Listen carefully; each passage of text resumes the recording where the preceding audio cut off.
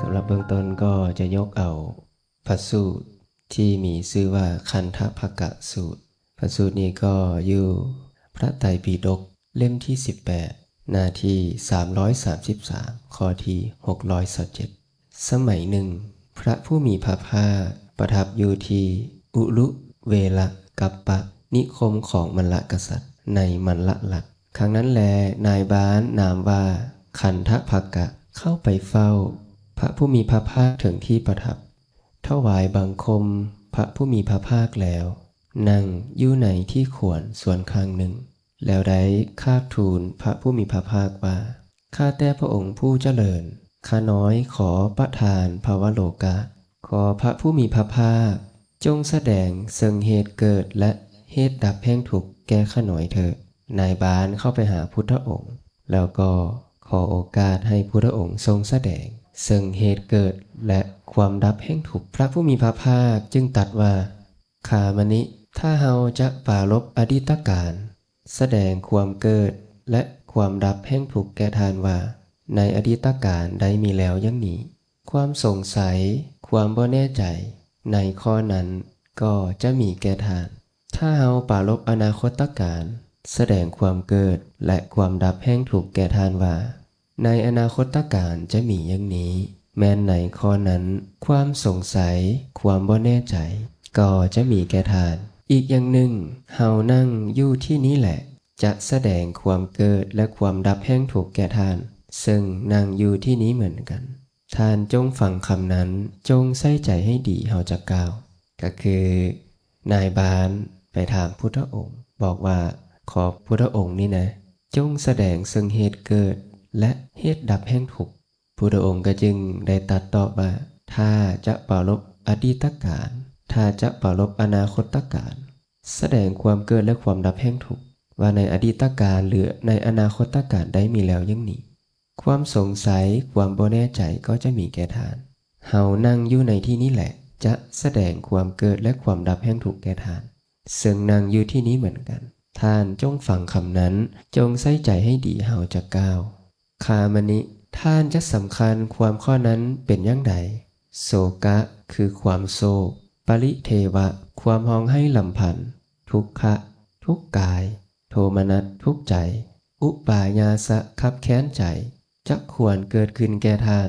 เพราะหมู่มนุษย์ในอุลุเวละกัปปะนิคมที่ถึกฆ่าหรือถึกจองจำหรือถึกเฮ็ดให้เสื่อมเสียหรือถึกติเตียนมีแก่ท่านหรือบ่พุทธองค์ก็ถามนายบ้าน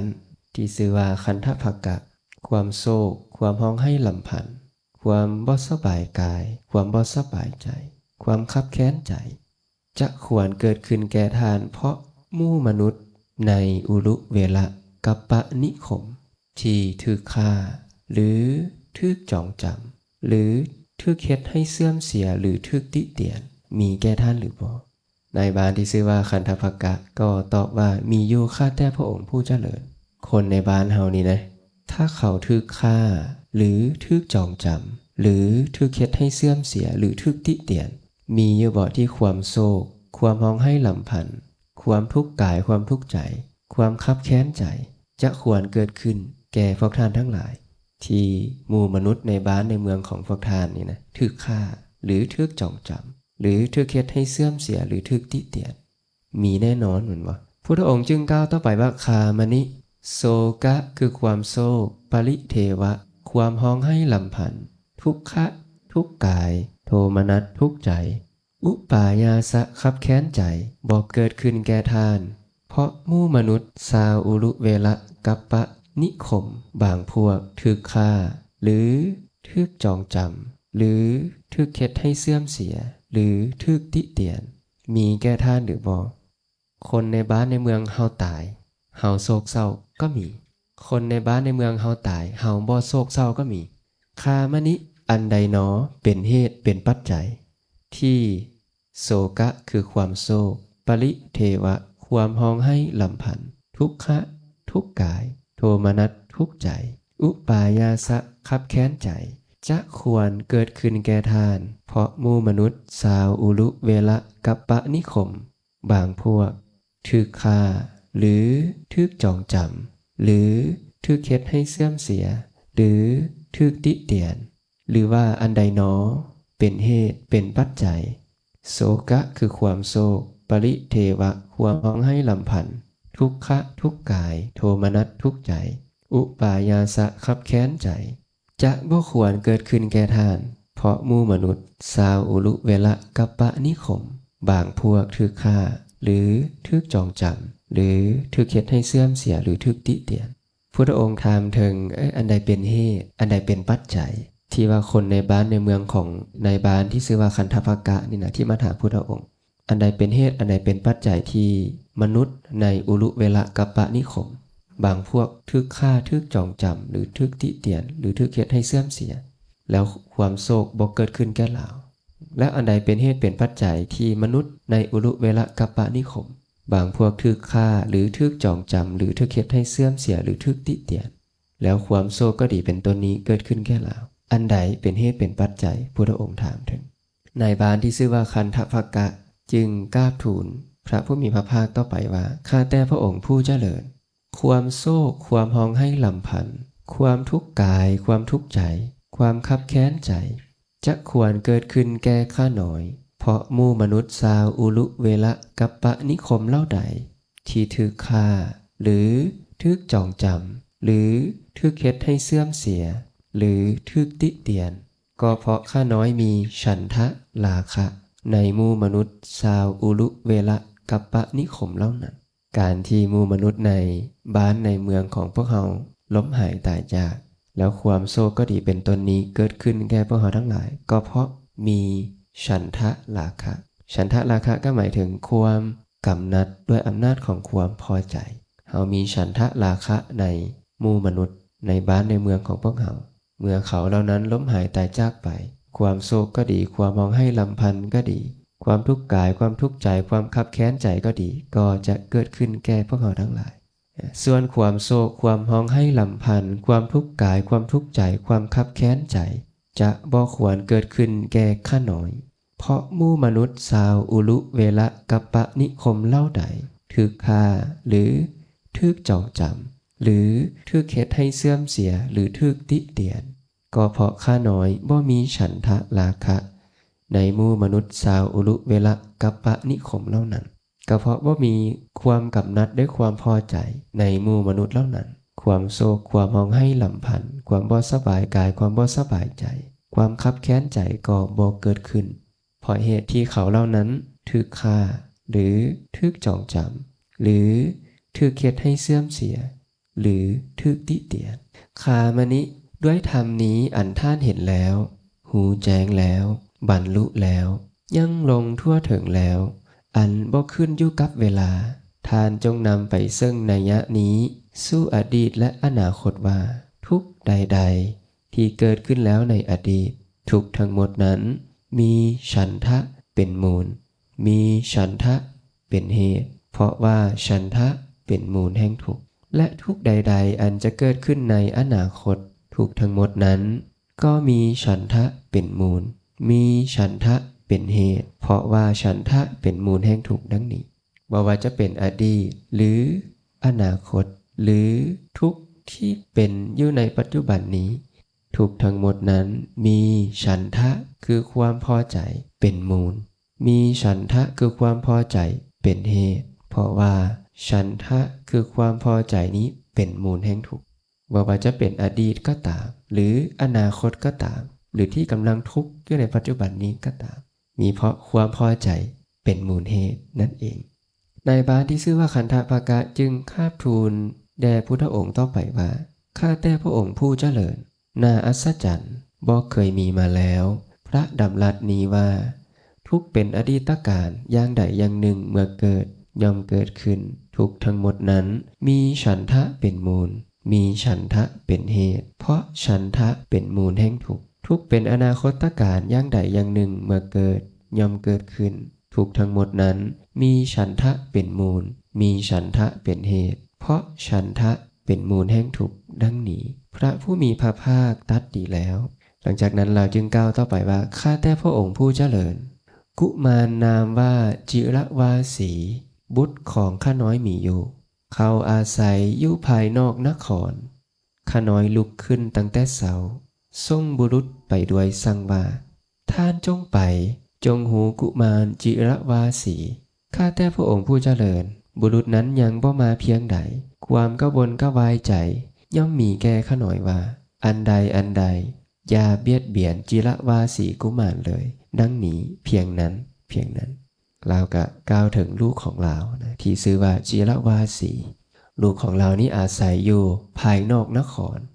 อาศัยอยู่นอกเมืองนั่นเองเราลุกขึ้นตั้งแต่เช้าคนใด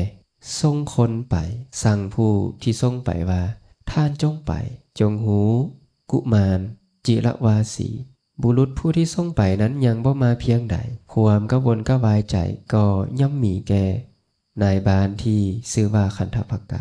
ผู้เป็นพ่อของจิรวาสีว่าอันใดอย่าเบียดเบียนจิรวาสีกุมารเลยพุทธองค์จึงตัดต่อไปว่าคามนิท่านจะสำคัญความข้อนั้นเป็นอย่างใดโศกะคือความโศกปริเทวะความห้องให้ลำพันธ์ทุกขะทุกกายโทมนัสทุกใจอุปายาสะคับแค้นใจควรเกิดขึ้นแก่ทานเพราะจิรวาสีกุมารตายหรือ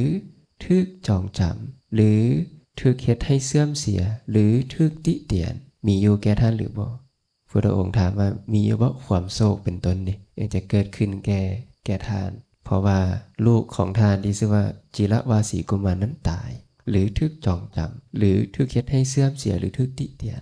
นายบาลที่ชื่อว่าคันธภักกะจึงคาบทูลพระผู้มีพระภาคว่าข้าแต่พระองค์ผู้เจริญแม้นเมื่อจิรวาสีกุมารยังมีชีวิตอยู่ข้าน้อยยังมีความกระวนกระวายใจแม้แต่เราไปลิ้นไปเที่ยวบ่กลับเฮือนนะก็ยังกระวนกระวายใจแล้วแม่นบ่เหตุใดความโศกความร้องไห้ลำพันธ์ความทุกข์กายความทุกข์ใจความคับแค้นใจจะบ่เกิดขึ้นแก่ข้าน้อยเพราะจิรวาสีกุมารตายหรือทึกจองจำหรือทึกเฮ็ดให้เสื่อมเสียหรือทึกติเตียนหนอข้าน้อยเพียงแต่ว่าเราบ่กลับเฮือนยังกระวนกระวายใจแหละบ่ต้องก้าวถึงเราตายบ่ต้องก้าวถึง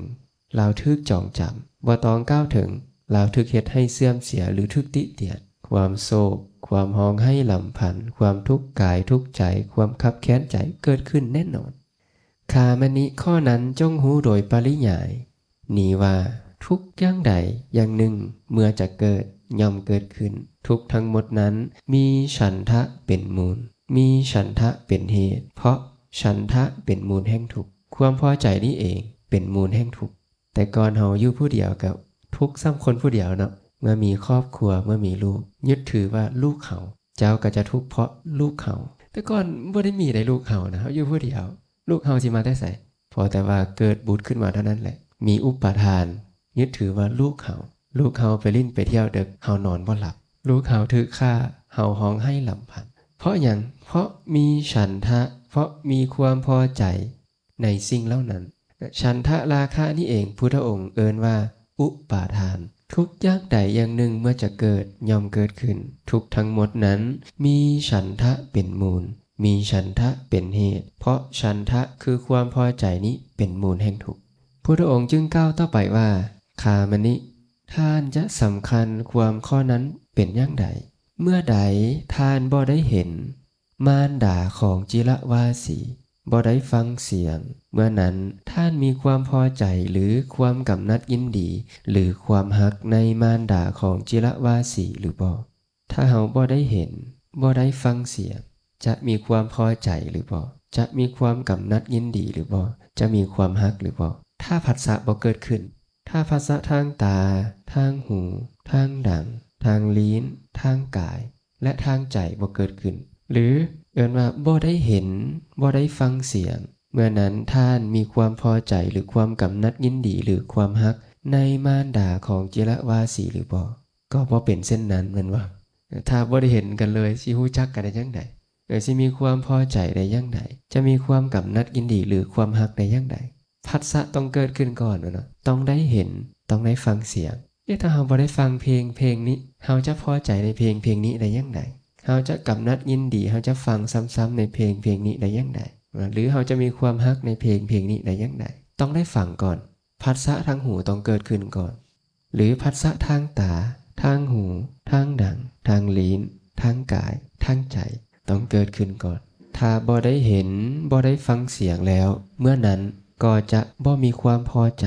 ก็จะบ่มีความกำหนัดยินดีก็จะบ่มีความหักในสิ่งนั้นๆเลยคามนิเพราะอาศัยการเห็นหรือการฟังท่านจึงมีความพอใจหรือความกำหนัดยินดีหรือความหักในมารดาของจิรวาสีแม่นหรือบ่อย่างนั้นข้าแต่พระองค์ผู้เจริญคามนิท่านจะสำคัญความข้อนั้นเป็นอย่างใด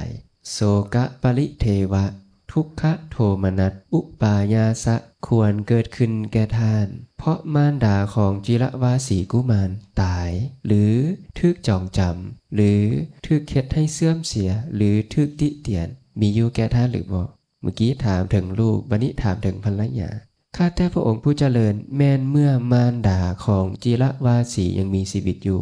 ข้าน้อยก็ยังมีความกังวลกังวายใจย่างใดความโศกความมองให้ลำพันธ์ความทุกข์กายความทุกข์ใจความคับแค้นใจจะบ่เกิดขึ้นแก่ข้าน้อยเพราะมารดาของจิรวาสีตายหรือถูกจองจำหรือถูกเข็ดให้เสื่อมเสียหรือถูกติเตียนหนอข้าน้อยคามนิข้อนั้นจงหูโดยปริยายนี้ว่าทุกอย่างใดอย่างหนึ่งเมื่อจะเกิดทุกทั้งหมดนั้นมีฉันทะเป็นมูลมีฉันทะเป็นเหตุเพราะฉันทะคือความพอใจเป็นมูลแห่งทุกข์เฮาก็ได้หูแล้วว่าทุกข์ที่มันเกิดขึ้นว่าจะเป็นทุกข์ที่มันผ่านมาแล้วที่มันเป็นอดีตไปแล้วหรือทุกข์ในอนาคตที่ยังบ่ทันมาถึงหรือกำลังทุกข์อยู่ในปัจจุบันนี้ก็ตามมีเพราะฉันทะคือความพอใจเป็นมูลมีเพราะฉันทะคือความพอใจเป็นเหตุเพราะว่าฉันทะคือความพอใจนี้เป็นมูลแห่งทุกข์เฮามีความพอใจในสิ่งใดแน่นอนสิ่งนั้นก็จะนำทุกข์มาให้เฮายึดถือสิ่งใดสิ่งนั้นก็จะนำทุกข์มาให้เฮายึดถือว่าพ่อเฮายึดถือว่าแม่เฮายึดถือว่าลูกเฮาเมื่อพ่อเฮาแม่เฮาลูกเฮาล้มหายตายจากไปทุกข์ก็จะเกิดขึ้นยึดถือว่าเหือนเฮาเหือนถึกยึดไปโจรปล้นเหือนไฟไหม้เหือนน้ำพัดพาเหือนไปหรือลูกหลานบ่เป็นที่ฮักญาติเอาเหือนของเขาไปทุกข์บ่ทุกข์เป็นหยังจึงถูกเพราะมีความพอใจว่าเหือนเฮาหรือสำคัญว่านั้นของเฮานั้นเป็นเฮานั้นเป็นโตนั้นเป็นตนของเฮาพุทธองค์จึงบอกว่าเทวดาและมนุษย์ทั้งหลายนี่นะ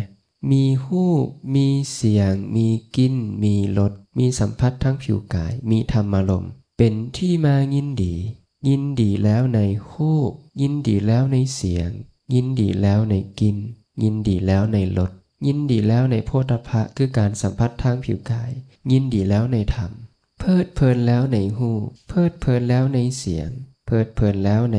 กลิ่นเพลิดเพลินแล้วในรสเพลิดเพลินแล้วในโภฏฐะคือการสัมผัสทางผิวกายเพลิดเพลินแล้วในธรรมเทวดาและมนุษย์ทั้งหลายย่อมอยู่เป็นทุกข์ทุกข์เพราะหยังทุกข์เพราะความแปรปรวนทุกข์เพราะความเสื่อมสลายทุกข์เพราะความดับไปของหูของเสียงของกลิ่นของรสของโภฏฐะของธรรมเฮาพอใจเฮายินดีเฮาเพลิดเพลินในสิ่งใดสิ่งนั้นก็จะนำทุกข์มาให้เพราะสิ่งที่เฮาพอใจสิ่งที่เฮาเพลิดเพลินมันแปรปรวนเปลี่ยนไปเป็นอย่างอื่นเพราะฉะนั้นนะความพอใจหรือความกำหนัดหรือฉันทะราคะพุทธองค์เอิ้นอีกอย่างหนึ่งว่าอุปาทานหรือเอิ้นอีกอย่างหนึ่งว่าสัญโยชน์สัญโยชน์หมายถึงเครื่องผูกเครื่องหอยหัดเจ้ามีความพอใจในสิ่งใดเจ้าก็จะมีเครื่องผูกในสิ่งนั้นภิกขุทั้งหลายเฮาจะแสดงธรรมเป็นที่ตั้งแห่งสัญโยชน์และสัญโยชน์เจ้าทั้งหลายจงฟังภิกขุทั้งหลายก็ทำเป็นที่ตั้งแห่งสัญโยชน์เป็นอย่างใดและสัญโยชน์เป็นอย่างใดภิกขุทั้งหลายฮู้เวทนาสัญญาสังขารวิญญาณเป็นธรรมเป็นที่ตั้งแห่งสัญโยชน์ขันธ์ห้านี้เป็นธรรมเป็นที่ตั้งแห่งสัญโยชน์เป็นธรรมเป็นที่ตั้งแห่งเครื่องหอยหัดเครื่องผูกมัดความกำหนัดด้วยอำนาจความพอใจในหูในเวทนาในสัญญาในสังขารและในวิญญาณชื่อว่าสัญโยชน์ฉันทะราคะหรือความกำหนัดด้วยอำนาจความพอใจนั่นแหละเป็นโตสัญโยชน์เพราะฉะนั้นนะสิ่งทั้งหลายทั้งปวงนี้ที่เฮามีความพอใจที่เฮามีความกำหนัดยินดีก็จะเป็นเครื่องผูกแก่เฮาซึ่งเป็นเครื่องผูกที่ผูกไว้ย่อน มัดกับว่าเด่นมัดให้แน่นแต่มันแก่ยากนะเป็นว่าเป็นเครื่องผูกที่ผูกไว้ย่อนแต่แก่ได้ยากก็โดยสมัยนั้นนะหมู่มหาชนทึกพระเจ้าประสิทธิโกศลให้จองจำไว้แล้วบางพวกทึกจองจำโดยเสื้อบางพวกทึกจองจำโดยคือขาบางพวกทึกจองจำโดยโซ่ตรวนครั้งนั้นแหลภิกขุทั้งหลายคลองผ้าเรียบร้อยแล้วในเวลาเช้าถือบาตรและจีวรเข้าไปสู่พระนครสาวัตถีเพื่อบิณฑบาตเมื่อกลับจากบิณฑบาตในเวลาหลังภัตตาหารแล้วเข้าไปเฝ้าพระผู้มีพระภาคถึงที่ประทับแล้วจึงถวายบังคมพระผู้มีพระภาคแล้วได้นั่งอยู่ในที่ควรส่วนข้างหนึ่งภิกขุเหล่านั้นนั่งอยู่ในที่ควรส่วนข้างหนึ่งแล้วได้คาบทูลแก่พระผู้มีพระภาคว่าข้าแต่พระองค์ผู้เจริญวันนี้หมู่มหาชนทึกพระเจ้าประสิทธิโกศลให้จองจำไว้แล้วบางพวกทึกจองจำโดยเสื้อบางพวกทึกจองจำโดยคือขาบางพวกทึกจองจำโดยโซ่ตรวนพุทธองค์จึงกล่าวว่าผู้มีปัญญาทั้งหลายบอกกล่าวเครื่องจองจำที่เฮ็ดด้วยเหล็กเฮ็ดด้วยไหมและเฮ็ดด้วยหญ้าคือเสื้อว่าเป็นเครื่องจองจำที่มั่นคงผู้มีปัญญาทั้งหลายย่อมกล่าวความฮักใคร่ความพอใจในตุ้มหูในแก้วมณีและความห่วงอาลัยในบุตรและภรรยานั้นแหละว่าเป็นเครื่องจองจำที่มั่นคงดึงซัดให้ลงต่ำซึ่งเป็นเครื่องจองจำที่ผูกไว้ย่อนแต่แก่ได้ยากความฮักใคร่ความพอใจในอย่างในตุ้มหูในแก้วมณีและความห่วงอาลัยในบุตรและภรรยาเป็นเครื่องจองจำที่มั่นคงดึงซัดให้ลงต่ำมั่นคงบ่บางคนที่มาฟังธรรมฆ่าลูกฆ่าหลานโอ้ยสิไปฟังธรรมก็บ่ได้ไปฆ่าอย่างฆ่าลูกฆ่าอย่างฆ่าหลานเป็นห่วงลูกเป็นห่วงหลานบางคนมีเครื่องผูกหลายก็ห่วงงัวห่วงควายมีดินดอนตอนหญ้าหลายก็ห่วงดินห่วงดอนยิ่งเจ้ามีความพอใจหลายเท่าใดความห่วงอาลัยของเจ้าก็จะยิ่งหลายเท่านั้นบางคนมีทรัพย์สมบัติหลายก็ไปบ่ได้ห่วงอย่างห่วงทรัพย์สมบัติญาณผู้อื่นเอาไปอันนี้พุทธองค์เอิ้นว่าเป็นเครื่องจองจำที่ผูกไว้ย่อนแกได้ยากแท้ถ้าเจ้าตัดบ่ได้จริงๆนี่โอ้ยลำบากเพราะฉะนั้นผู้มีปัญญาทั้งหลายก็ตัดเครื่องจองจำแม่นเส้นนั้นแล้วก็ออกบวชเป็นผู้บ่มีความห่วงอาลัยละกามสุขเสียแล้วเพราะความพอใจที่เป็นมูลเหตุให้เกิดทุกข์แต่ก่อนอยู่ตัวคนเดียวก็พอใจแต่ตัวคนเดียวทุกข์ซ้ำคนเดียวภายหลังอยู่กันเป็นคู่ก็ทุกข์เป็นคู่เกิดลูกมาคนหนึ่งทุกข์เพราะลูกคนหนึ่งมีคนหนึ่งบ่พอมีสองมีสามทุกข์สองทุกข์สามแต่ก่อนอยู่เฮือนหลังน้อยๆมีความยากได้เฮือนหลังใหญ่เจ้าก็ทุกข์เพราะเฮือนหลังใหญ่นะแต่ก่อนมีดินตอนเดียวก็ทุกข์เพราะดินตอนเดียวหลังๆมีสองมีสามมีสี่อันนั้นก็ของเฮาอันนี้ก็ของเฮาก็เลยทุกข์เฮาก็ทุกข์หลายเห็นว่าสินะยิ่งความพอใจหลายเท่าใดทุกข์ก็จะหลายเท่านั้นแล้วเฮ็ดจังใดทุกข์ของเฮาจึงจะน้อยลงแต่ง่ายก็คือต้องเฮ็ดให้ความพอใจนั้นมันน้อยลงความพอใจหลายเท่าใดหรือฉันทะราคะมีหลายเท่าใดทุกข์ก็จะยิ่งหลายเท่านั้นฉันทะราคะน้อยลงไปเท่าใดทุกข์ก็จะน้อยลงไปเท่านั้นแล้วเฮาต้องฮู้อยู่อย่างใดเห็นอยู่อย่างใดฉันทะราคะจึงจะลดน้อยจึงจะถอยลงพุทธองค์นะกล่าวในพระสูตรนี้ว่าภิกขุทั้งหลายบุคคลเมื่อบ่ฮู้บ่เห็นตาหูดังลิ้นกายใจตามความเป็นจริงเมื่อบ่ฮู้บ่เห็นรูปเสียงกลิ่นรสโผฏฐัพพะธรรมารมณ์ตามความเป็นจริงเมื่อบ่ฮู้บ่เห็นจักขุวิญญาณคือความรู้แจ้งทางตาโสตวิญญาณคือความรู้แจ้งทางหูฆานวิญญาณความรู้แจ้งทางดั่งชิวหาวิญญาณความรู้แจ้งทางลิ้นกายวิญญาณความรู้แจ้งทางกาย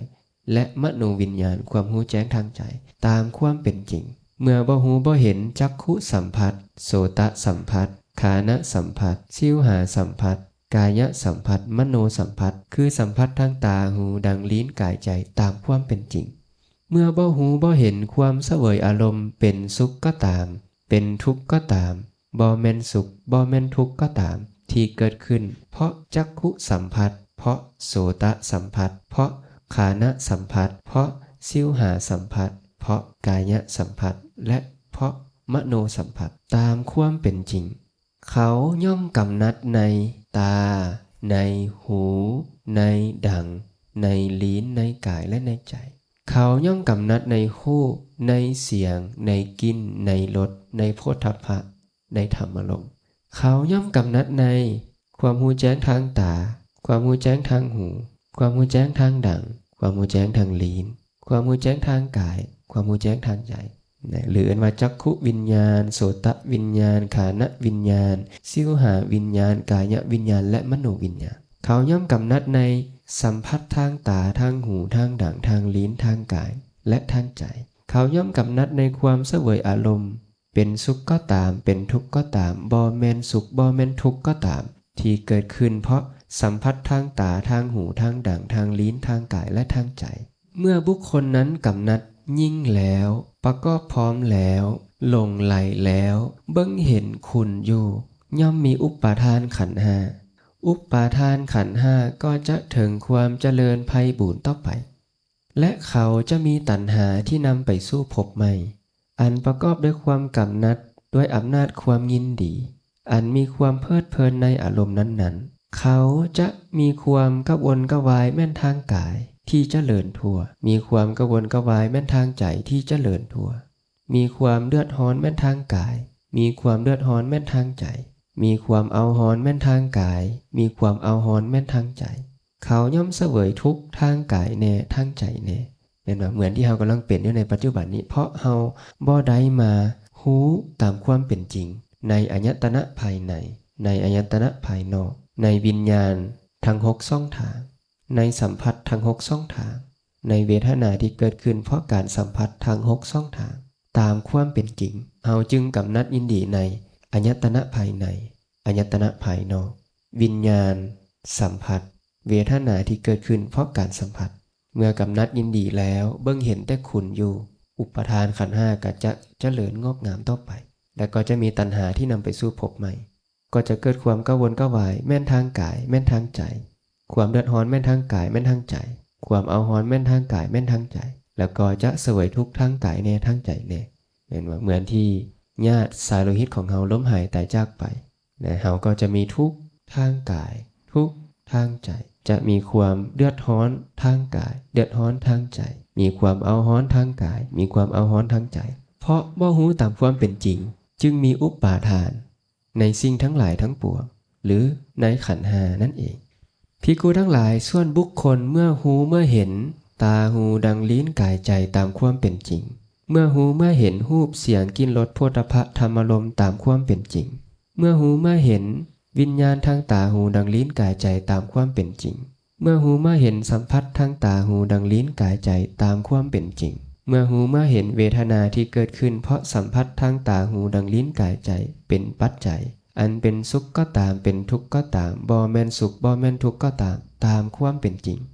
เขาย่อมว่ากำนัดในตาหูดังลิ้นกายใจบ่กำนัดในหูเสียงกลิ่นรสโผฏฐัพพะ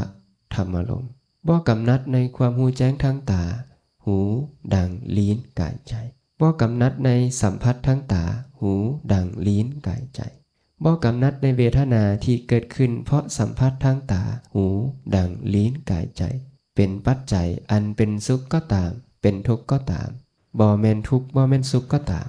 เมื่อบุคคลนั้นบ่กำนัดแล้วบ่ติดพันแล้วบ่หลงไหลแล้วมีปกติเห็นโทษอยู่อุปาทานขันธ์ห้าย่อมถึงซึ่งความบ่ก่อเกิดต่อไปและตัณหาอันเป็นเครื่องนำไปสู่ภพใหม่อันประกอบด้วยความกำนัดด้วยอำนาจความเพลินมีปกติเพลิดเพลินอย่างยิ่งในอารมณ์นั้นๆเขาย่อมละเสียใดความกระวนกระวายแม่นทางกายเขาย่อมละเสียใดความกระวนกระวายแม่นทางจิตหรือทางใจเขาย่อมละเสียใดความเดือดร้อนแม่นทางกายเขาย่อมละเสียใดความเดือดร้อนแม่นทางจิตเขาย่อมละเสียใดความเอาร้อนแม่นทางกายเขาย่อมละเสียใดความเอาร้อนแม่นทางจิตเขาย่อมละเสียใด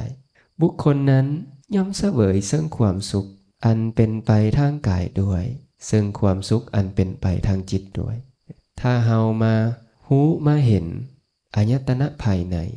อายตนะภายนอกวิญญาณทั้ง6สัมผัสทั้ง6เวทนาที่เกิดขึ้นจากสัมผัสทั้ง6ช่องทางตามความเป็นจริงสุดท้าย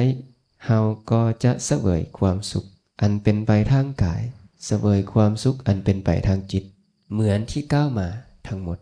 เพราะฉะนั้นข้อปฏิบัติของเราก็คือมาหูมาเห็นตาหูดังลิ้นกายใจตามความเป็นจริงมาหูมาเห็นรูปเสียงกลิ่นรสโผฏฐัพพะธรรมารมณ์ตามความเป็นจริงมาหูมาเห็นวิญญาณทางตาหูดังลิ้นกายใจตามความเป็นจริงมาหูมาเห็น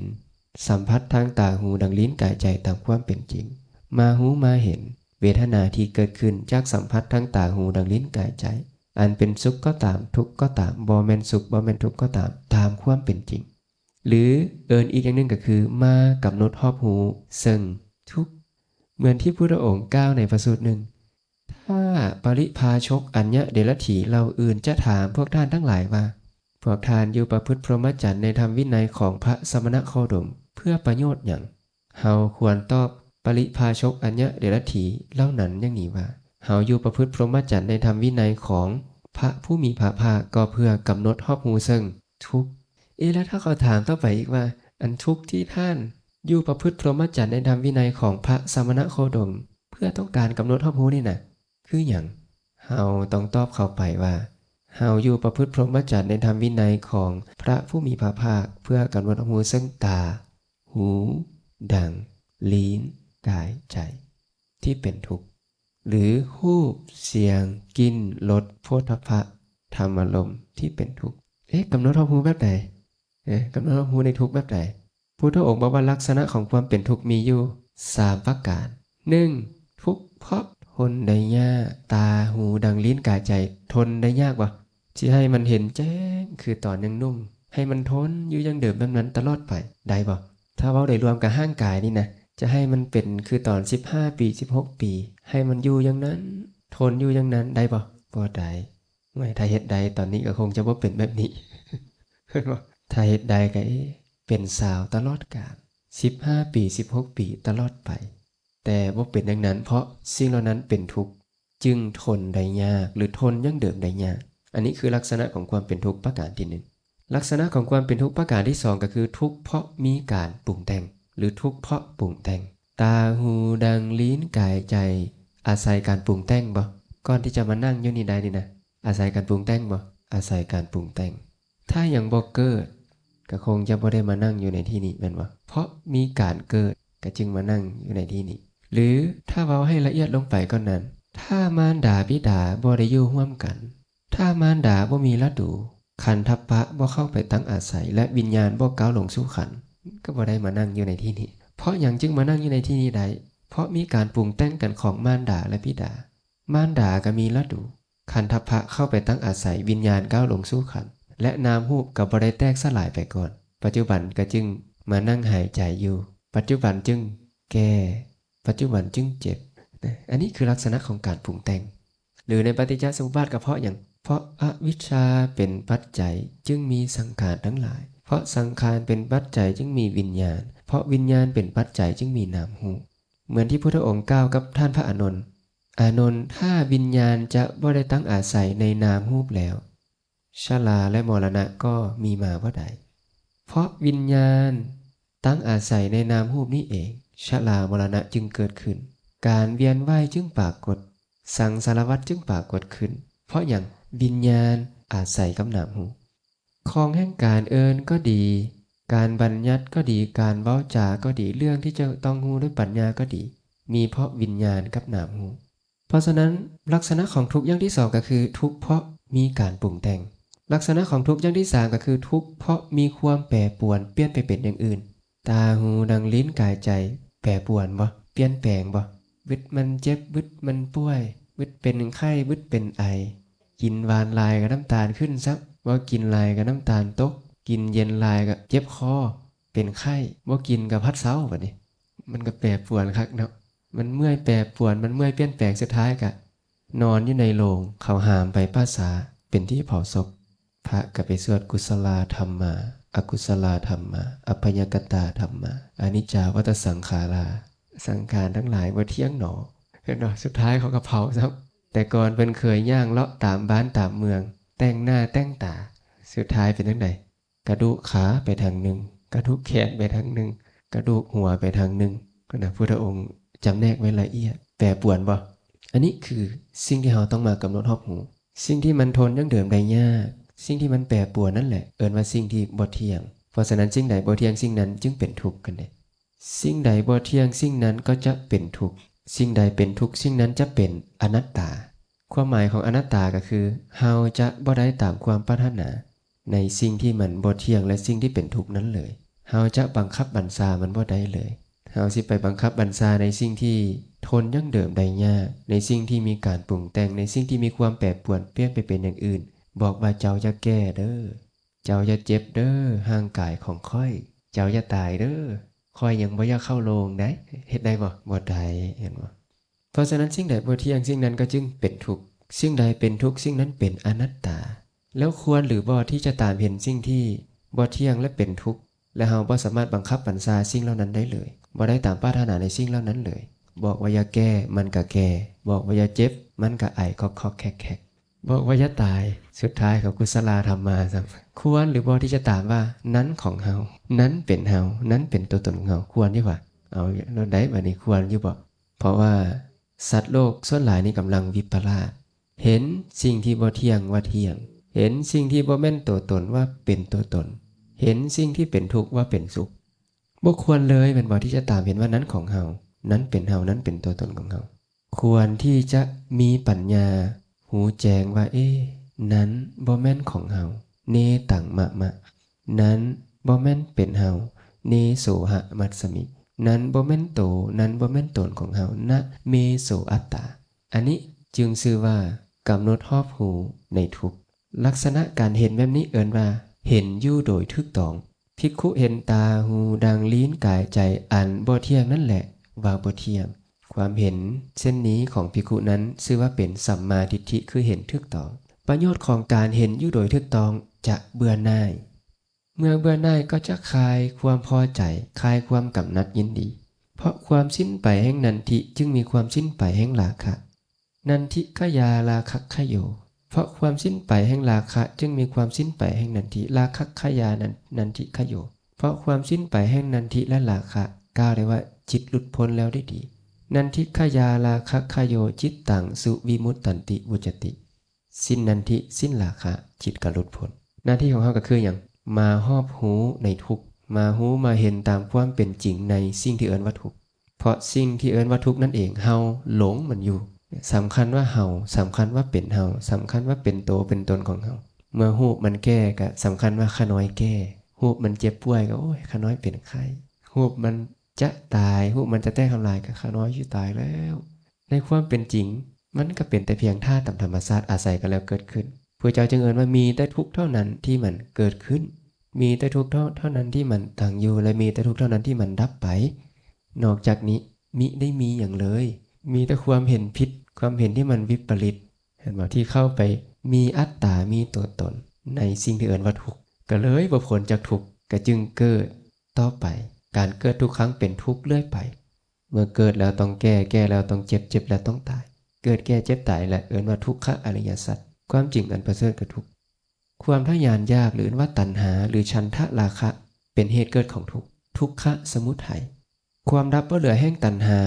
หรือความดับบ่เหลือแห่งฉันทะราคะนั่นเองเป็น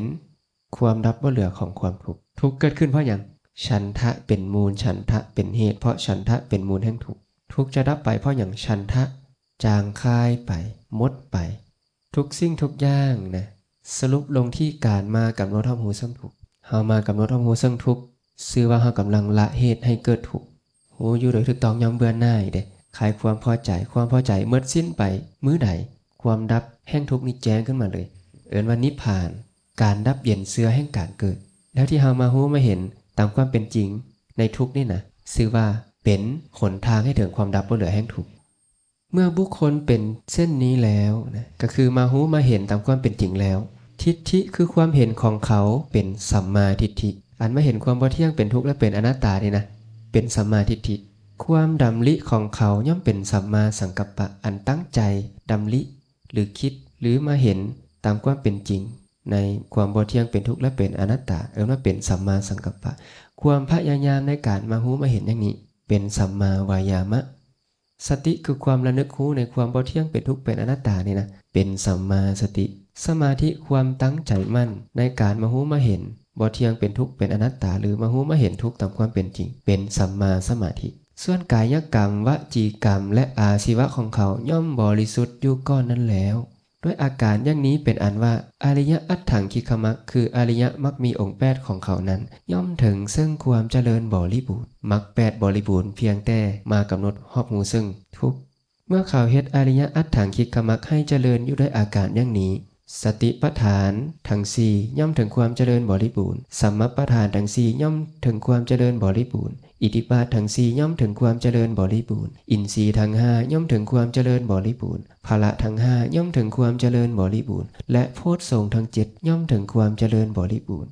ธรรมทั้งสองคือสมถะและวิปัสสนาของเขาย่อมเป็นธรรมเคียงคู่กันไปเขาชื่อว่าย่อมกำหนดหูซึ่งธรรมทั้งหลายที่ความกำหนดหูด้วยปัญญาอันยิ่งย่อมละด้วยปัญญาอันยิ่งซึ่งธรรมทั้งหลายอันบุคคลควรละด้วยปัญญาอันยิ่งย่อมเฮ็ดให้เจริญด้วยปัญญาอันยิ่งซึ่งธรรมทั้งหลายอันบุคคลควรเฮ็ดให้เจริญด้วยปัญญาอันยิ่งย่อมเฮ็ดให้แจ้งด้วยปัญญาอันยิ่งซึ่งธรรมทั้งหลายอันบุคคลควรเฮ็ดให้แจ้งด้วยปัญญาอันยิ่งเพียงแต่เฮามากำหนดรอบรู้ซึ่งทุกข์ก็จะสามารถสิ้นทุกข์ได้อย่าลืมว่าความพอใจเป็นมูลแห่งทุกข์ความพอใจเป็นเหตุให้เกิดทุกข์ทุกข์น้อยลงก็ต้องละความพอใจยิ่งความพอใจน้อยลงไปเท่าใดทุกข์ก็จะน้อยลงไปเท่านั้นถ้าความพอใจบ่มีเลยทุกข์ก็จะบ่มีถ้าตัณหาบ่มีเลยทุกข์ก็จะบ่มีทุกสิ่งทุกอย่างนี้จะเกิดขึ้นได้ก็เพราะเฮามากำหนดรอบรู้มารู้มาเห็นตามความเป็นจริงมารู้มาเห็นทุกข์ตามความเป็นจริงก็อนุโมทนานำทุกคนที่ได้พากันมากระทำกิจเนื่องด้วยการฟังมากระทำกิจเนื่องด้วยความเป็นพหูสูตรก็อย่าลืมเอาไปไข้ควรพิจารณาเพิ่มเติมในธรรมะที่ได้ยินได้ฟังไปเป็นเหตุเป็นปัจจัยให้พวกท่านทั้งหลายเจริญงอกงามในธรรมวินัยของพระศาสดาเป็นผู้ไปในทางเจริญอย่างเดียวว่าไปทางเสื่อมถึงแต่ความเจริญอย่างเดียวว่าถึงความเสื่อมก็ให้มีดวงตาเห็นธรรมสำเร็จมรรคผลนิพพานในอนาคตการอันไกลโดยทั่วหน้ากันทุกท่านทุกคนเถิดก็ขอยุติกันเอาไว้ได้เพียงเท่านี้